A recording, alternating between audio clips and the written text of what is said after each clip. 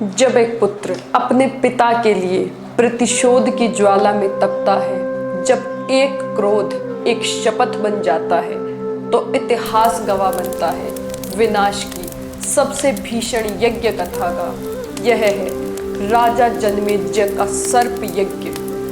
उग्र श्रवाजी कहते हैं, हे शौनकादि ऋषियों, जब जन्मेजय ने अपने पिता की मृत्यु की पूरी कथा सुनी तो उनका हृदय क्रोध, शोक और वेदना से भर गया। वे फूट फूट कर रोने लगे, हाथ मलते रहे, लंबी गर्म सांसें चलने लगी, आंखों में आंसू उमड़ आए। उन्होंने क्रोधित स्वर में कहा, जिस तक्षक ने मेरे पिता की हत्या की है वही असली अपराधी है। श्रृंगी ऋषि का श्राप तो केवल एक बहाना था। तक्षक ने जानबूझकर काश्यप ब्राह्मण को धन देकर लौटा दिया। यदि वह ब्राह्मण पहुंच जाता तो मेरे पिता आज जीवित होते। मैं प्रतिज्ञा करता हूँ, तक्षक को अग्नि में होम किए बिना चैन से नहीं बैठूंगा। मंत्रियों ने जन्मेजय की इस प्रतिज्ञा का समर्थन किया। राजा ने ऋत्विजों और पुरोहितों को बुलाया और कहा, कोई ऐसा उपाय बताइए जिससे मैं उस दुरात्मा सर्प को अग्नि में समर्पित कर सकूं।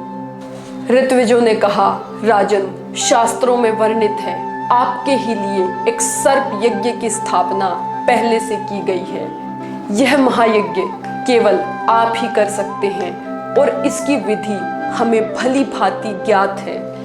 राजा ने आदेश दिया, तुरंत यज्ञ की तैयारी आरंभ करो।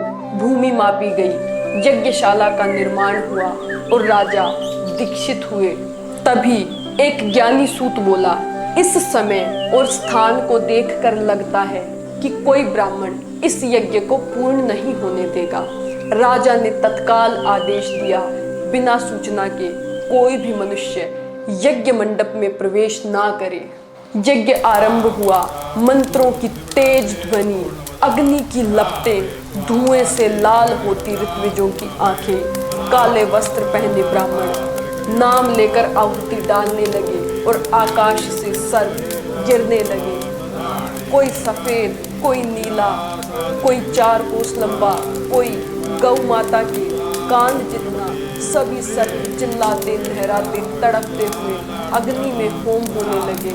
उनकी चर्बी, मांस और दुर्गंध से वातावरण भयावह हो गया।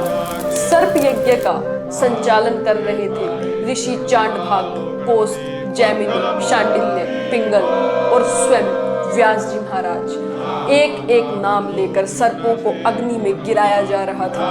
यह समाचार तक्षक तक पहुंच गया।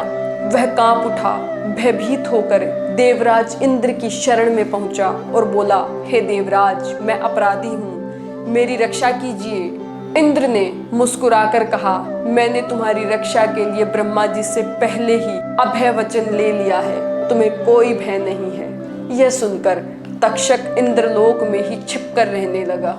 एक एक करके सैकड़ों सर्प अग्नि में समर्पित हो चुके थे, परंतु क्या तक्षक बच जाएगा सदा के लिए?